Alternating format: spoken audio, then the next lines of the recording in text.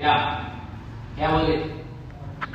जो आत्म दर्शन हुआ ना, सम्यक दर्शन हुआ, उस समय जो एक समय की निर्विकल्प अनुभूति हुई, ये तो सम्यक दर्शन है। पर इस निर्विकल्प अनुभूति की, आत्म दर्शन की, सम्यक दर्शन में जो आत्म अनुभूति हुई ना, उस अनुभूति की निरंतरता बढ़ती जाए, उसका नाम सम्यक चारित्र है। और वो कब तक नहीं हो सकती? जब तक जीव का चारित्र मोहिनी कर्म नहीं लगेगा। और जैसे जैसे चारित्र मोहिनी कर्म क्या होता जाता है, गलता जाता है, वैसे वैसे आत्मरमणता होती जाती है। या ये कहे जैसे जैसे आत्मरमणता की का पुरुषार्थ जगता है, वैसे वैसे चारित्र मोहिनी कर्म क्षय होता जाता है। गुरुदेव ने दर्शन मोहिनी की, जो दर्शन मोहिनी, उसकी 3 प्रकृति है। कितनी प्रकृति है? किसकी? दर्शन मोहिनी की। और चारित्र मोहिनी की कितनी है? 25। दर्शन मोहिनी की कितनी? 3। और चारित्र मोहिनी की कितनी? 25। नहीं आ रहा समझ? दर्शन मोहिनी की 3 कौन कौन सी है? मिथ्या, सम्यक मिथ्या और सम्यक प्रकृति मिथ्या। ये दर्शन मोहिनी की 3 प्रकृति है। और चारित्र मोहिनी की कितनी है? 25। 4 अनंतानुबंधी क्रोध मान माया लोभ, 4 प्रत्यक्षान क्रोध मान माया लोभ, 4 प्रत्यक्षान क्रोध मान माया लोभ, 4 संजलन क्रोध मान माया लोभ। कितनी हो गई? 16। और 9 कसाय हो, हास, रति, अरति, भय, शोक, गुस्सा, स्त्रीभेद, पुरुषभेद और चतुर्भेद। कितने हो गए? 25। किसकी? चारित्र मोहिनी की कितनी हो गई? 25। दर्शन मोहिनी की कितनी? 3। तो मोहिनी कर्म की कितनी कितनी हो गई? 28। कितनी हो गई? 28। और सिर्फ एक मोहिनी कर्म है जिसके कारण सारे कर्मों का बंध होता है। किसके कारण? मोहिनी कर्म। मोहिनी कर्म के कारण ही सारे कर्मों का क्या होता है? बंध होता है। बंद होता। किसके कारण होता है? मोहिनी कर्म के कारण सारे कर्मों का बंध है। और सिर्फ मोहिनी कर्म की सिर्फ कितनी प्रकृति? कितनी? 28 प्रकृति। और जिसमें से 3 मुख्य दर्शन मोहिनी की, मिथ्या, सम्यक मिथ्या और सम्यक प्रकृति मिथ्या। अब मोह कैसे समझे? गुरु महाराज ने मोह की बहुत सारी स्थिति का ही उपदेश विस्तार में, दर्शन मोहन का बहुत विस्तार से स्वरूप आया। मोहा, मोह, मोहान, मोहन, मोहिनी, दर्शन मोहिनी, ऐसे कई भेद आए जिसमें से हमें समझे कि दर्शन मोहांध क्या है। क्या दर्शन मोहांध क्या है? जहां जीव अपने स्वरूप को भूल रहा है, वही दर्शन मोहांध है।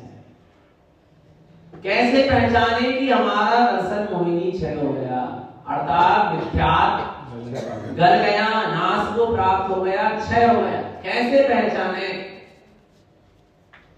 आ रहा है जिसका दर्शन मोहिनी क्षय हो जाता है, बाहर में तो उसकी पहचान है कि उसे सच्चे देवगुरु शास्त्र की श्रद्धा होती है। 25 मत दोष उसके जीवन में, 8 संकादी, 8 दोष, 8 मत, 6 अनागम और 3 मूर्ता उसके जीवन में नहीं होती। पर ये चीज तो सच्चे देवगुरु शास्त्र की श्रद्धा तो जिसका दर्शन मोहन नहीं करा उसको भी हो सकती है, और हुई है। कई बार जीव को सच्चे देवगुरु शास्त्र की श्रद्धा हुई है, पर वास्तविक श्रद्धा जिसके बाद दोबारा वो कभी ग्रहित मिथ्यात्व में जाए ही ना, ऐसा काम होगा नहीं हुआ। पता आपको आज से 500 वर्ष पहले या और पहले अपने जब तीर्थंकर परमात्मा का सानिध्य पाया होगा, जब हमने कारण स्वामी का सानिध्य पाया होगा, तो सच्चे देवगुरु शास्त्र की हमको क्या हुई होगी? श्रद्धा हुई कि नहीं हुई? बोलो ना। हुई। जैसे मारीची का जी भगवान आदिनाथ के समोसरण में पहुंचा था, कैसे पहुंचा? श्रद्धा से। सच्चे देवगुरु शास्त्र के भी ग्रहित मिथ्यात्व भगवान के समोसरण में प्रवेश नहीं करता। यदि मारीची के जीव ने भगवान के समोसरण में प्रवेश किया है, माने उसका उस समय ग्रहित मिथ्यात्व का क्या था? त्याग था। माने सच्चे देवगुरु शास्त्र की श्रद्धा थी, मिथ्या देवगुरु धर्म का की मान्यता का त्याग था। लेकिन उसके बाद भी उसने 363 मिथ्या मत समोसरण से बाहर जाके क्या कर दिए, चला दिए ना। फिर ग्रहित मिथ्यात्व में लग गया ना। उसका वो ग्रहित मिथ्यात्व पूर्ण रूप से क्यों नहीं छूटा? क्योंकि जब तक अंदर की मिथ्या, सम्यक मिथ्या और सम्यक प्रकृति मिथ्या, ये अग्रहित मिथ्यात्व की प्रकृति क्षय नहीं होगी, तब तक वास्तव में ग्रहित मिथ्यात्व का भी पूर्णता त्याग नहीं होगा। मिथ्यात्व बस छूटा था, तीन प्रकृतियां नहीं गई। तीन मिथ्यात्व मैंने कौन सा ग्रहित मिथ्या छूटा? वो छूटा नहीं, दबा था, सत्ता में रहा। जब तक अग्रहित मिथ्यात्व नहीं छूटेगा तब तक ग्रहित मिथ्यात्व नहीं छूटेगा। हम तो ये बतलाना चाह रहे हैं, यदि अपन को सच्चे देवगुरु शास्त्र की श्रद्धा हो गई, बहुत अच्छी बात है। दृढ़ श्रद्धा हो गई, बहुत अच्छी बात है। लेकिन उसके साथ अंतरंग में देखे मिथ्या, सम्यक मिथ्या तो सम्यक प्रकृति मिथ्या की धारा तो काम नहीं कर रही। अर्थात दर्शन मोहांत तो काम नहीं कर रहा, दर्शन मोहिनी कर्म तो काम नहीं कर रहा। अब दर्शन मोहिनी कैसा है आप समझना। दर्शन मोहिनी क्या है? जहां जीव अपने स्वरूप को भूला है, अर्थात जहां जीव मूर्छा में पड़ा है, अपने स्वरूप को, अपनी शक्ति को, अपनी दर्शन ज्ञान की चेतना को क्या हो गया, भूला है, वहां जीव नियम से मिथ्यात्व में है। कैसे? कैसे? जीव अपने स्वरूप को भूला है, माने काय में पड़ा है, दर्शन मोहान में, मिथ्यात्व में पड़ा। आपको पता है सच्चे देवगुरु शास्त्र की भक्ति करते हुए भी, उनके गुणों का अनुवादन करते हुए भी यदि जीव अपने स्वरूप को क्या है, भूला हुआ, उसकी दृष्टि आत्म स्वभाव में नहीं है, अपने स्वरूप की उसको उस समय सुरत नहीं है, अपने स्वरूप को भूला है, तो वो मिथ्यात्व में पड़ा है।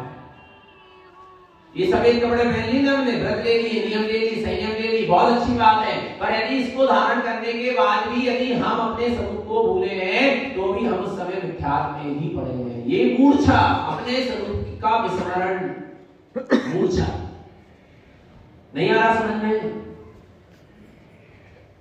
एक द्रव्यलिंगी मुनि है, कठोर से कठोर तप कर रहा है, तपस्या कर रहा, सब कुछ छोड़ के बैठा है, पर यदि वो अपने स्वरूप को क्या है, भूला हुआ है, तो मिथ्यात्व में पड़ा। जहां मूर्छा है वहीं मिथ्या। आप विषय कसाय, संसार शरीर विषय भोग के कार्य कर रहे हैं और अपने स्वरूप को क्या है, भूले हैं, तो मिथ्यात्व में नहीं आ रहा भगवान आत्मा। जहां मूर्छा है, अपने स्वरूप के प्रति जहां मूर्छा है, वहां नियम से क्या है, मिथ्यात्व। क्या अपन नारायण स्वामी के समय थे क्या नहीं, और गुरु महाराज की चरण शरण में रहे क्या नहीं, उनकी भक्ति आराधना करी क्या नहीं, उनके प्रति श्रद्धा समर्पण किया क्या नहीं किया, और नारायण स्वामी जी के भगवान महावीर स्वामी के समूह शरण में थे क्या नहीं, क्या मिथ्या चला गया? चला जाता तो दोबारा पंचम काल में ना उनका जन्म होता ना हमारा होता। फिर भूल क्या रही कि हम इनकी चरण शरण में रहे, इनके गुणों का अनुवादन किया, इनका बहुमान भी आया, पर हम अपने स्वरूप को कहीं ना कहीं भूल रहे।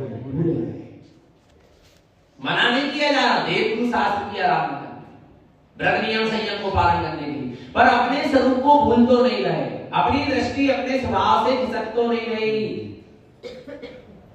वहां जीव का नियम से दर्शन मोहान काम करता है। आपको तो भरत चक्रवर्ती ग्रस्त थे, ग्रस्त अवस्था में थे, जब सारे राजपाट के बीच में थे, पर ऐसी क्या चीज थी कि उनका दर्शन मोहिनी काम नहीं कर रहा? बोलो ना, क्योंकि उस अवस्था में पाप विषय कसाय घटस्थी में रहने के बाद भी उनको स्वरूप की का विस्मरण नहीं था, स्वरूप से दृष्टि नहीं हटी। किससे दृष्टि नहीं हटी? स्वरूप से दृष्टि नहीं हटी, अपने स्वभाव से दृष्टि नहीं हटी। अच्छा, कैसे दृष्टि नहीं हटी? सब कुछ कर रहे थे, हम कैसे मान लें कि उनकी दृष्टि उनके स्वभाव में थी? उनको अपनी आत्मा से ही अपनत्व था। 96,000 रानी, 14 रत्न, 9 निधि और इतने राजपाट 6 खंड से उनको कोई अपनत्व नहीं था। हम कैसे जाने? वे तो सब कुछ कर रहे थे, युद्ध कर रहे थे, सबके साथ रह रहे थे, उठ रहे थे, बैठ रहे थे, घर गृहस्थी में खा रहे थे। कैसे समझे कि हमको हम की उनको उसमें अपनत्व नहीं था? उस समय भी उनको अपने स्वरूप की सुरत थी। कैसे समझे? आपको पता है, आपको 10 बच्चों की जिम्मेदारी दे दी जाए, किसकी? 10 बच्चों की, कि आज एक दिन आपको 10 बच्चे को क्या करना है? संभालना है, और उसमें एक आपका बच्चा भी है। आप पूरे 10 बच्चों को क्या कर रहे हो? संभाल रहे हो। सुबह से नहलाना धुलाना खिलाना पिलाना सोना उठाना बिठाना भोजन कराना सब कुछ कर रहे हैं। सबसे बहुत अच्छे प्रेम प्रीति से बात हो रही है, कर रहे हैं। लेकिन पूरा परिणमन चल रहा है क्या नहीं चल रहा? बोलो। पर आपकी दृष्टि, दृष्टि माने उपयोग, आंख नहीं, दृष्टि माने अंतरंग का उपयोग, अंतरंग का जुड़ान, हृदय का जुड़ान कहाँ है? अपने बच्चे है कि नहीं है? 10 की सेवा करने के बाद भी, 10 के साथ व्यवहार करने के बाद भी दृष्टि कहाँ है? अपने बच्चे पर। अपना किससे है? अपने बच्चे से है कि नहीं है? नहीं आ रहा समझ में? ऐसे ही सम्यक दृष्टि ज्ञानी सारा व्यवहार करता है। कर्म के उदय से उसका पाप विषय कसाय रूपी परिणमन चले, घर गृहस्थी रूपी परिणमन चले, उस समय की उसकी स्वभाव से दृष्टि उसका अपना अपने स्वभाव से ही है। व्यवहार में बाकी सब कुछ ऐसी सम्यक दृष्टि। ऐसे कौन? सम्यक दृष्टि। सम्यक दृष्टि ऐसे ही चलता है। यदि वो ग्रस्त अवस्था में है तो जो उसके पाप विषय कसाय उसको चारित्र मोहिनी कर्म के उदय से हो रहा है, तो उसमें क्या हो रहा है? उसका अपना किससे है? स्वभाव।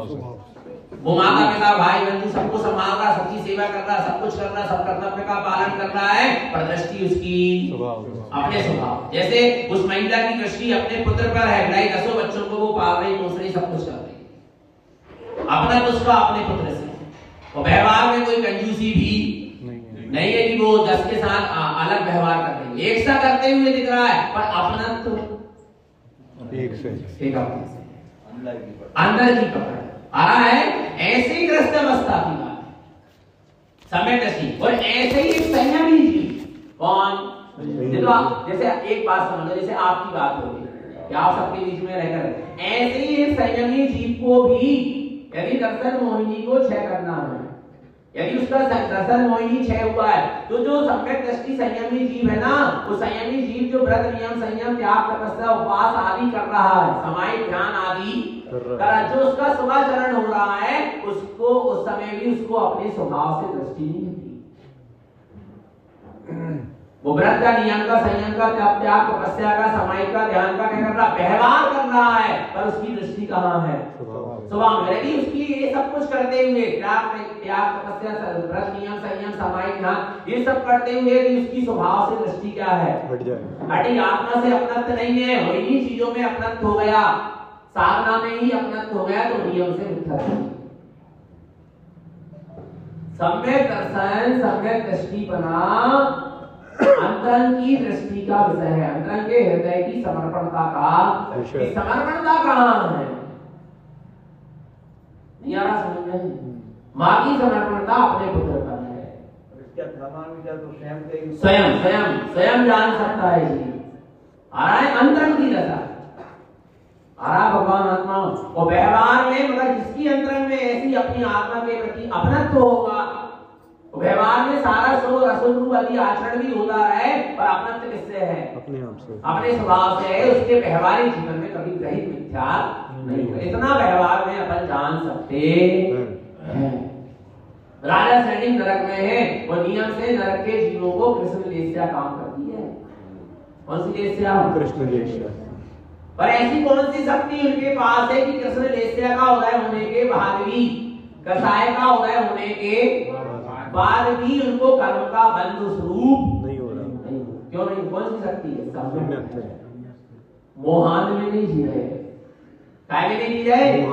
मोहान में नहीं जी रहे। मोहे तो है, पर मोहे में अंधे नहीं है। स्वरूप की क्या है वहां?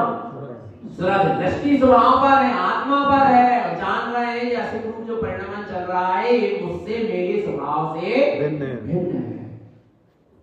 क्या हमको ऐसी भिन्नता भाषित हो रही है? बोलो। यदि ऐसी भिन्नता भाषित हो रही है, तब हम सम्यक दृष्टि कहलाएंगे। और एक कहने से नहीं कि मैं आत्मा हूं, शरीर नहीं, शरीर आदि मेरे नहीं, मैं इनका करता रहता नहीं, इतना बस नहीं। अंदर से भिन्नता क्या होना चाहिए? भाषित होना चाहिए। भाषित होना चाहिए। बिना भिन्नता भाषित हुए आरा भगवान आत्मा सम्यक नहीं। आपको पता है, हम कहते हैं कि हमारा पर से क्या हो जाए? भिन्नता भाषित होने लगे, पर से संसार शरीर भोगों से कुछ परिवार स्त्री माता पिता भाई बंधु सबसे वो क्या होने लगे? भिन्नता भाषित। भिन्नता भाषित होने लगे। होगी क्या नहीं होगी बोलो? आप लाख कोशिश करो, आप पता है लाख बोलो बैठ के कि मैं आत्मा हूँ, शरीर भिन्न है, माता पिता भिन्न है, घर गृहस्थी भिन्न है, पाप से कसाय भिन्न है, सब भिन्न है, पर क्या भिन्नता भाषित होने लगे? नहीं बोलो ना, नहीं होगी पर से भिन्नता कब तक भाषित नहीं होगी? जब तक अपना अपना तो नहीं तो वही तो अपना तो कैसे छूटेगा पर से? स्वामी अपना गाय का बस आपको पता, कुमारी कन्या से बोलो, जो कुमारी है उस कन्या से बोलो तू मायके वालों से अपना तो छोड़ के बता, भिन्नता भाषित होना चाहिए। तो इससे मायके वालों से वो होगी नहीं होगी। बोला आप विचार करें बैठे बैठे, माता मेरी नहीं है, पिता मेरे नहीं है, बहन मेरी नहीं है, भाई मेरा नहीं है, भिन्नता भाषित होगी। इसको दादा दादी मेरे नहीं, बोलो ना। और हम कह रहे कई बार माता पिता उसके अनुकूल कार्य ना करे तो नाराजगी होगी माता पिता, पर भिन्नता भाषित होगी क्या? नहीं बोलो ना, नहीं होगी।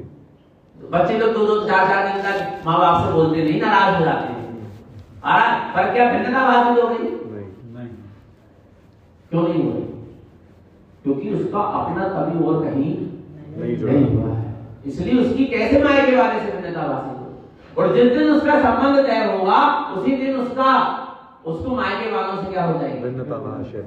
उसके स्वामी से, उसके ससुराल वालों से उसको जैसे ही संबंध तय होगा वहां अपनत्व जुड़ा और यहाँ भिन्नता भाषित होना शुरू। ऐसे ही सम्यक दृष्टि की जिस दिन दृष्टि अंतर्मुख होती है, जिस दिन उसकी दृष्टि पलटकर अपने आत्म स्वभाव पर टिकती है और उसको अपने निचेतन भगवान आत्मा पर जहां अपनत्व होता है वहां तत्काल ही सारे संसार से भिन्नता भाषित एक क्षण में होती है।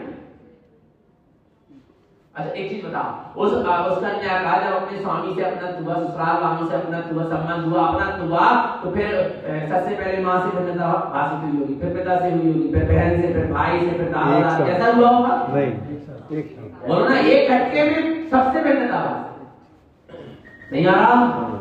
ऐसे भगवान आत्मा जैसे भी चेतन भगवान आत्मा से अपनत्व होता है वैसे एक झटके में सारे जगत से भिन्नता भाषित।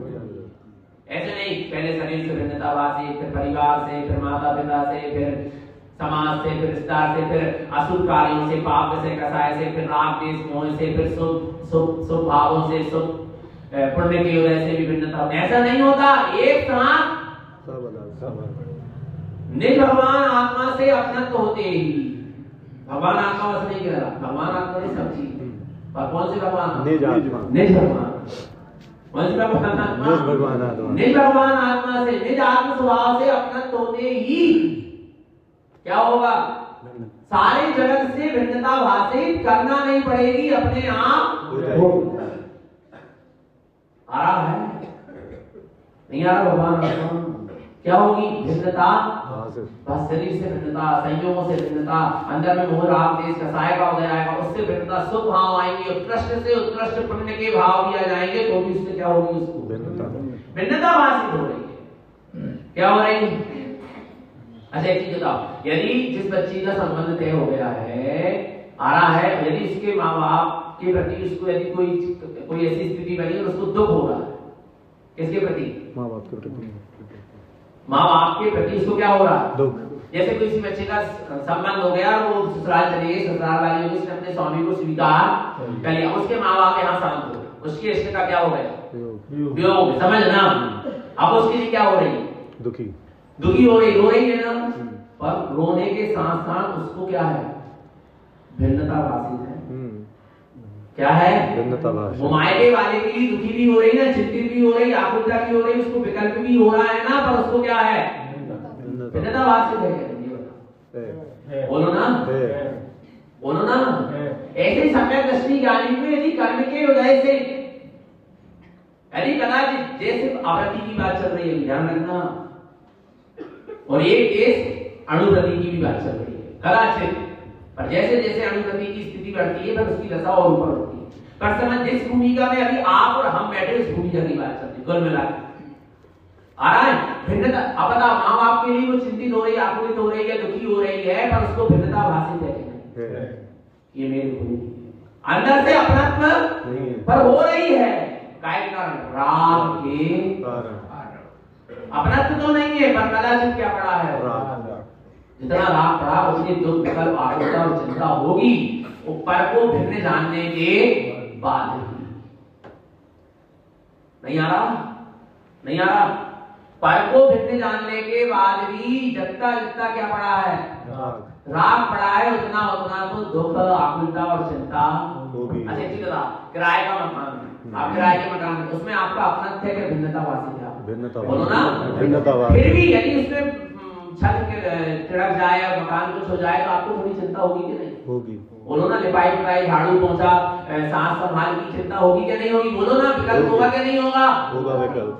पर साथ में क्या है आपको उससे? भिन्नतावासी है कि नहीं है? बोलो ना। ऐसे ही सम्यक दृष्टि ज्ञानी को पर के प्रति यदि आकुलता विकल्प चिंता भी हो रही है, पर उसको उसमें क्या है? भिन्नतावासी है। वो तो एक चारित्र मोहिनी करने के उदय के कारण ऐसा हो रहा है। नहीं आ रहा भगवान आत्मा? वो कुछ सोच रहा है कि ये जो आकुलता विकल्प और चिंता और दुख हो रहा है ना, इससे भी मुझे ऊपर उठना है, अर्थात मुझे चारित्र को धारण करना है, मुझे वितरागी होना है। राग भी क्यों? और उसके त्याग के लिए वो व्रत नियम संयम का क्या करता है? पालन करता है, आचरण करता है। पाप जैसे कसाय को छोड़ के मोक्ष मार्ग में आगे बढ़ता है। बढ़ता है क्या नहीं बढ़ता? बोलो भगवान, आ रहा है कि नहीं आ रहा समझ? आया। और फिर वो जो साधना करता है, उस साधना में, उस साधना करते हुए भी उस साधना में उसको क्या होती है? भिन्नता हासिल होती है। नहीं आ रहा? मायके में अशुभ घटना घटे तो बच्ची को दुख होगा, और अपनत्व नहीं, भिन्नता हासिल है। और मायके में कुछ अच्छा कार्य हो रहा हो तो उसको हर्ष भी होगा, पर उस हर्ष में भी क्या है? भिन्नता। ऐसे ही कदाचित कदाचित कह रहा हूं, समय दृष्टि ज्ञानी को यदि पुण्य पाप करने के उदय में कदाचित हर्ष के साथ भी हो जाए तो भी उसको अंतरंग में भिन्नता भाषा। क्यों है? क्योंकि अपनत्व कैसे है? ये त्रिकाली निज भगवान आत्मा से है। नहीं है? बोलो ना, भगवान आत्मा आ रहा है। तो क्या हमको ऐसी भिन्नता भाषित होने लगी? यदि हो रही है तो पता है, सम्यक दृष्टि नरक की वेदना को भी नरक की वेदना में भी उसको भिन्नता भाषित होगा। किसको? सम्यक दृष्टि। और सम्यक दृष्टि को स्वर्ग के वैभव में भी, पुण्य के उदय में भी भिन्नता क्या हो रही है? दोनों के प्रति एक सा परिणाम व्यवहार है। पुण्य और पाप दोनों के प्रति सम्यक दृष्टि ज्ञानी को क्या हो रही है? भिन्नता हासिल हो रही है। इसी का नाम तो क्या है? सम्यक दर्शन, समदृष्टि। कौन सी दृष्टि? किसके प्रति? पुण्य के प्रति भी और पाप के प्रति। निज आत्मा को छोड़कर जो कुछ भी है सबके प्रति कैसी दृष्टि? आ रहा है भिन्नता भाषण। भिन्नता का भाषण होना चाहिए। वो जब तक नहीं होगा जब तक निज आत्मा से अपनत्व नहीं होगा। आपको पता है, एक दिन चर्चा हुई कि विरक्ति किस किस से? संसार, शरीर और ठीक है।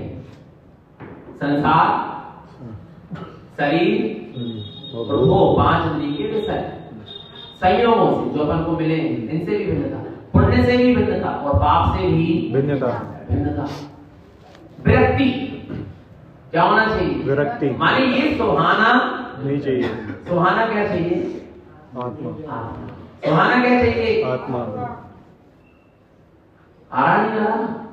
जैसे अवरति सम्यक दृष्टि को पाप विषय कसाय नहीं सुहाते, बिलाई वो पाप विषय कसाय के बीच में रहता है, उसको आत्मा ही क्या होती है?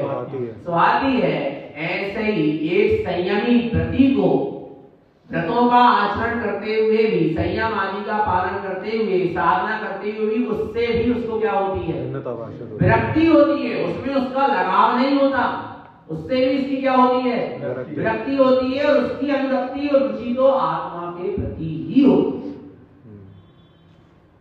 और नहीं तो पता चले तो वो संसार शरीर पाप विषय कसाय से विरक्ति हो गई और व्रत नियम संयम तप त्याग तपस्या से अनुरक्ति हो गई और आत्मा से अनुरक्ति नहीं है।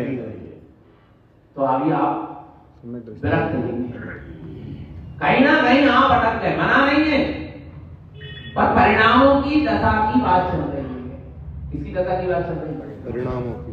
परिणाम की। अंतरंग के उपयोग की धारा कहाँ काम कर रही है। नहीं आ रहा भगवान आत्मा, तो क्या होना चाहिए?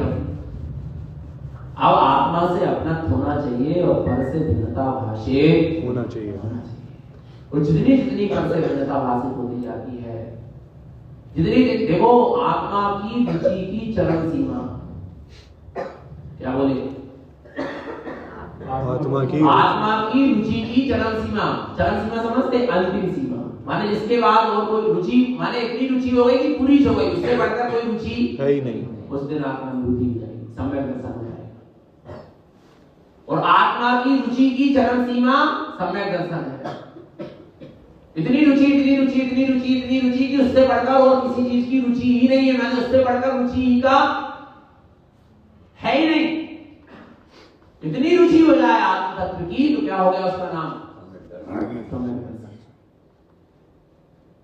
नहीं आ रहा? इतनी रुचि आत्मा की कि स्वर्ग का वैभव भी सामने लाके खड़ा कर दिया जाए तो आत्मा ही करे, जिन्हें भगवान भी सामने आके खड़े हो जाए तो तुझे तेरा सुख आत्मा ही दे। इतनी रुचि नहीं आ रहा? जैसे वो सिंह की जीभ को लगी थी कि मुझे जानना है कि हिरण के अंदर से क्या निकल के चला गया। आत्मा की इतनी रुचि कि दो चारण डिप्टी मुनिराज भी सामने आके क्या हो गए? खड़े हो गए, तो उनसे भी उसने आत्म तत्व को ही जाना। अरे मुनिराज बन गए, धन हो गया, धन। आहा, नहीं आ रहा समझ में? स्वयं की रुचि नहीं छूटी उनके, नहीं उनके बहुमान में उनकी पूजा अर्चना में लग जाता तो बोलो ना, अटक जाते। फिर कहां समय दर्शन नहीं हो पाता। अरे मुनिराज भी सामने खड़े, संबोधन वाले सामने भी खड़े, तेरा उपादान का निमित्त भी सामने खड़ा है, तो भी रुचि तो उपादान की ही, स्वभाव की ही है। आत्म तत्व की रुचि की चरम सीमा निज आत्म तत्व की सम्यक रुचि की चरम सीमा सम्यक दर्शन को प्राप्त करा देती है। नहीं आ रहा भगवान आत्मा? अपन क्या होते हैं, अभी निकलकर भगवान मिल जाए, नारायण स्वामी आ जाए, अरे हम त्यागी रुचि आजाद है तो अपन अपने स्वरूप को भूल जाते हैं। बोलो ना, होने के भगवान कहां तत्व की रुचि है? आत्म तत्व की चरम, आत्म तत्व की रुचि की चरम सीमा, आत्म स्वभाव की रुचि की चरम सीमा, उसका नाम क्या है? समझ। नियम से अनुभूति होगी, और जब आत्मा की अनुभूति हो जाएगी तो आत्मा क्या होगी? रुचि। क्या होगी? रुचि की। अर्थात आत्मा से प्रीति होगी। क्या होगी? प्रीति समझते हो ना? लगा। जैसे माँ को पुत्र मिल गया, माता को पुत्र की उत्पत्ति हो गई, पुत्र रत्न की प्राप्ति हो गई, फिर माँ को उस पुत्र से क्या होगी? प्रीति। और पता जैसे जैसे आत्मा की प्रीति क्या होती जाएगी? बढ़ती चली जाएगी। नियम से संयम का मार्ग, वितरागता का मार्ग आगे बढ़ता चला।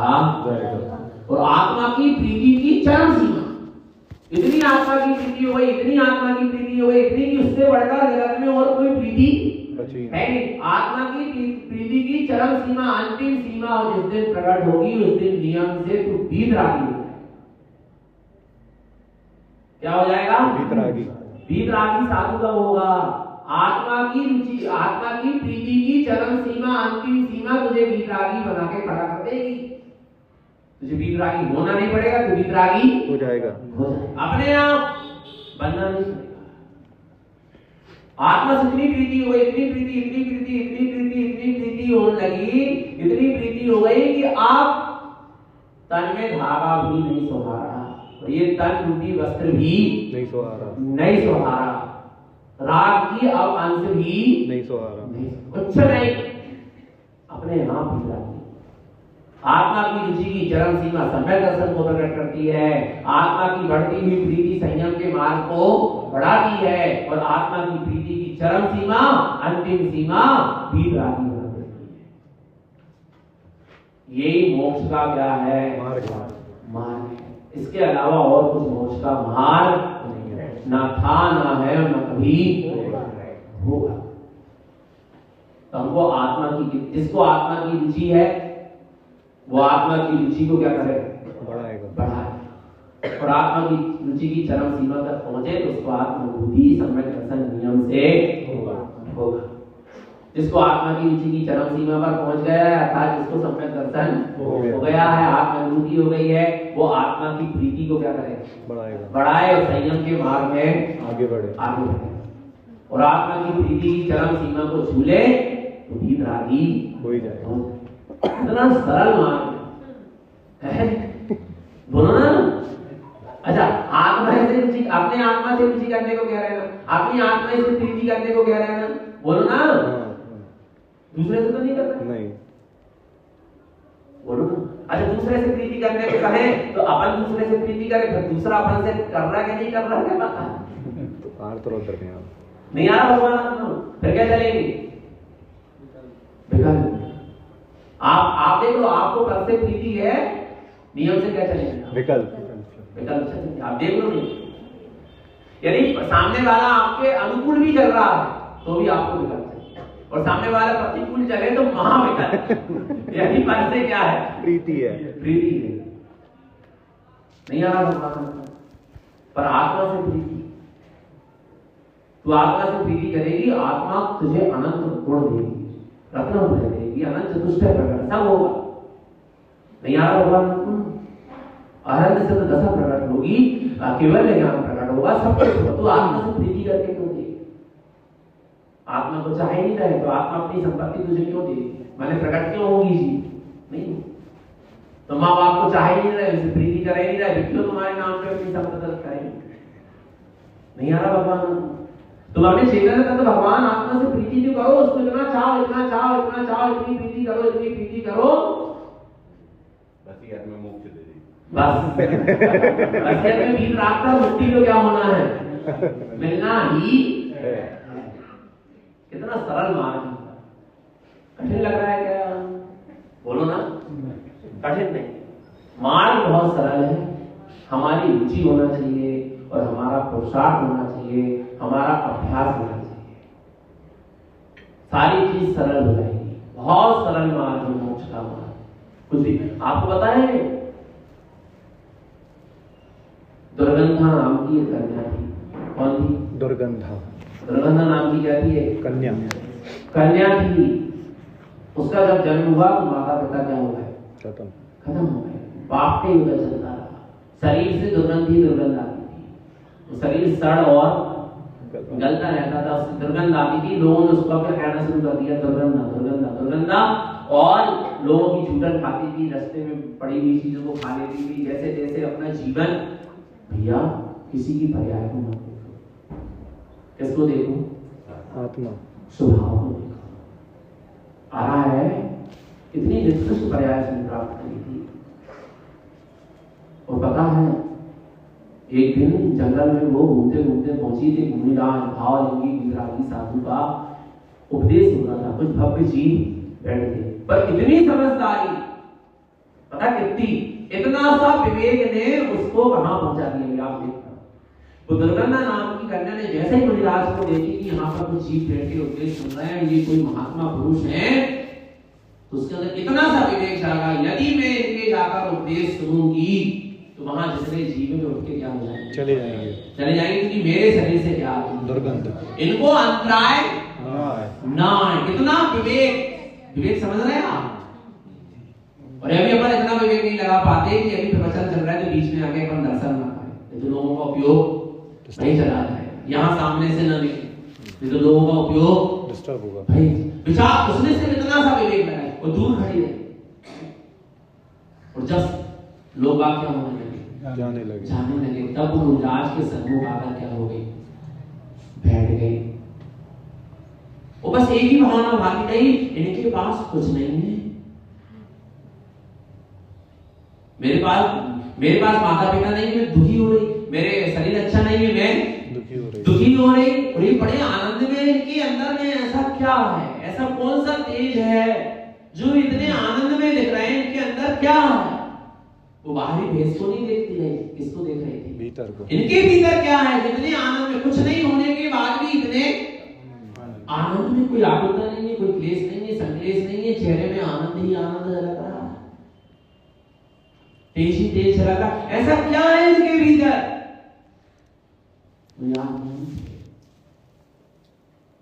और जब उसकी रुचि को बोली नहीं, मिली रात से पूछ नहीं रही कुछ, बस बैठ के क्या कर रही है? विचार देख रही है। ऐसा कौन सा तेज है? क्या है भीतर? और भीतर वाले को जानने की इसकी क्या जागी रुचि। मैं जान के रहूंगी आज कि इनके भीतर ऐसा क्या है? बस हवि भागन बस जोगे बसाए, कब जीवों के भाग उदय से ही मुनिराजों के मुख से क्या निकलती है? वो वाणी निकलती है। यानी जीवों के मुख से वाणी ऐसे नहीं निकलती। भव्य जीव होते हैं, उनका भाग उदय होता है, उनके धर्म का योग होता है, उनका उपादान जागता है, तब सद्गुरुओं के ज्ञानियों के मुख से क्या निकलते हैं? वचन निकलते हैं। विलास कहते हैं, हे चेतन आत्मा, तू किसको निहारना चाह रहा है? तू जिसको निहारना चाह रहा वही तो तू है। सड़ा रड़ा शरीर तू नहीं है। तू जहां है वहां शरीर नहीं है, गंध नहीं है, सुगंध नहीं है, दुर्गंध नहीं है, ये पर्याय तो नहीं है। तू तो चेतन तत्व भगवान है, तू रत्न से परिपूर्ण है। तू अपने अंतरंग ज्ञान में ज्योति को देख जो सर्वांग में व्याप्त है, शुद्ध संख्यात अनिशी है। मुनिराज के उपदेश को सुनकर उसकी दृष्टि क्या हो गई? अंतर्मुख हुई, और उस दुर्गंधा कन्या को वहीं पर सम्यक दर्शन की प्राप्ति हो गई। काय की प्राप्ति हो गई? सम्यक दर्शन किया। किसको हो गई? दुर्गंधा। कैसे हो गई? दृष्टि। पर्याय को देखते रहते मुनिराज को उपदेश नहीं देते। स्वभाव को देखा, उसमें शक्ति देखा, उसमें उपादान देखा कि इसको सम्यक होने की क्या है, इसमें शक्ति है, उपादान है, इसमें सामर्थ्य है, तब उपदेश मिला। यदि हमको भी सम्यकता, संयम का, वितरागता का उपदेश मिल रहा है, माने हमें उसको प्रकट करने की क्या है? सामर्थ्य, तब तो उपदेश मिल रहा, नहीं तो नहीं मिल।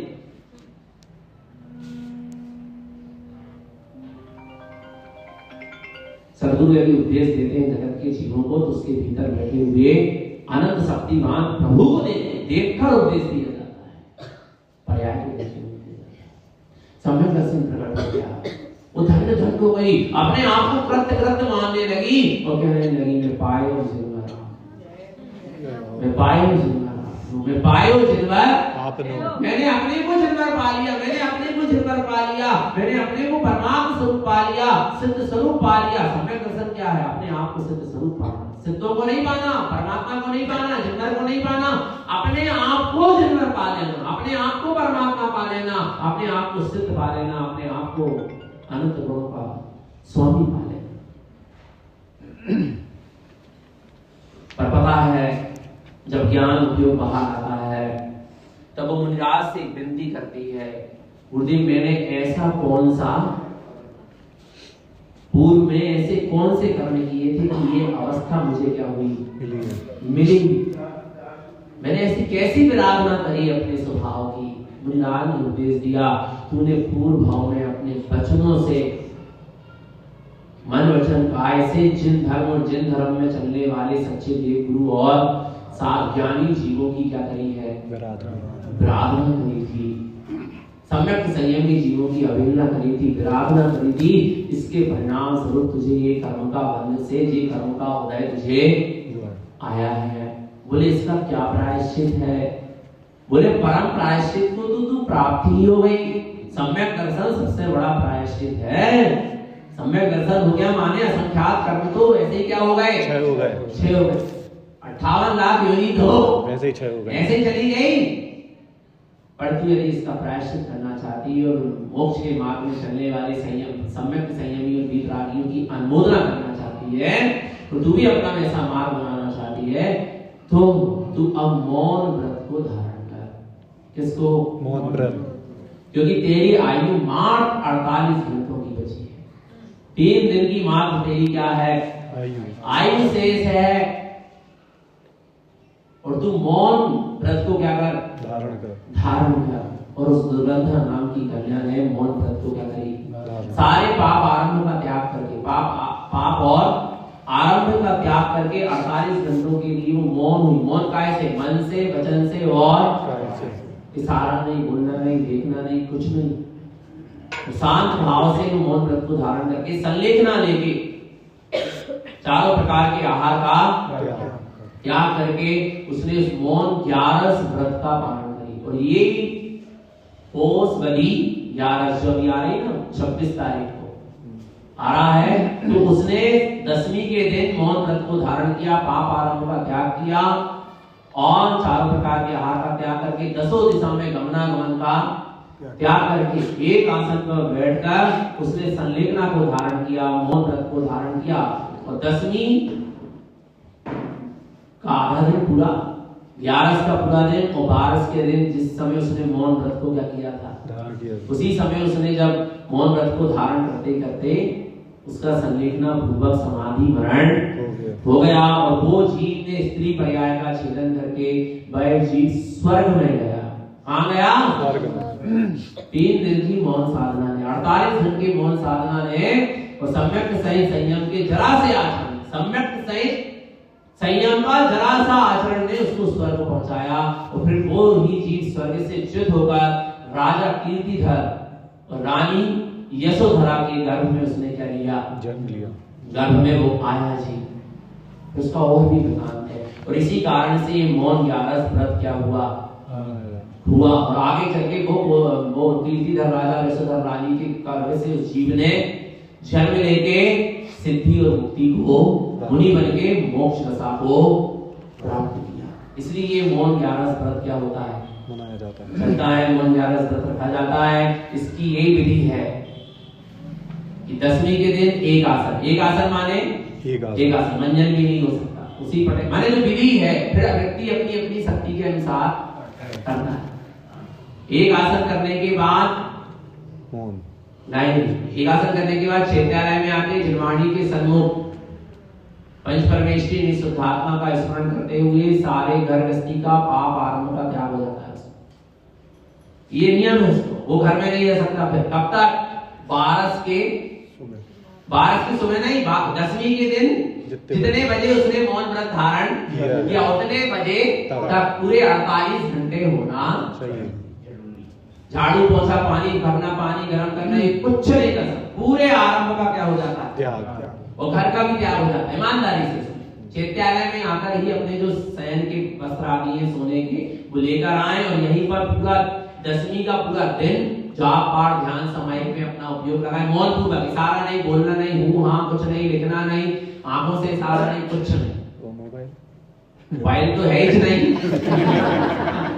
भगवान आत्मा। और इसके बाद सुनो, इसके बाद 10वीं की पूरी रात, फिर 11 की पूरी सुबह से लेके शाम तक और 11 की पूरी शाम से लेके रात, माने पूरी रात, पूरा 11 का पूरा दिन।